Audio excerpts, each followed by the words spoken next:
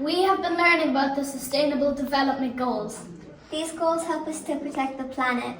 Let's hear from some of the things that keep us alive every day. I'm a tree.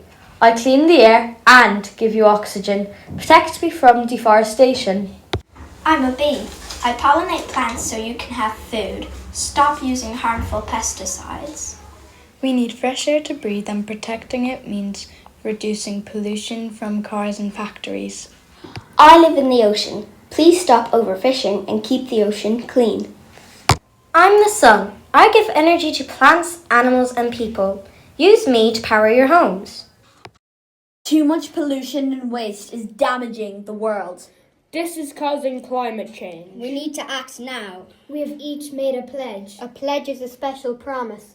I pledge to recycle my rubbish. I pledge to take shorter showers to save water. I pledge to protect the life underwater by not littering. I pledge to walk, cycle, or take public transport instead of using the car. If we all do our part, We can make the world cleaner, greener, and happier. Step by step we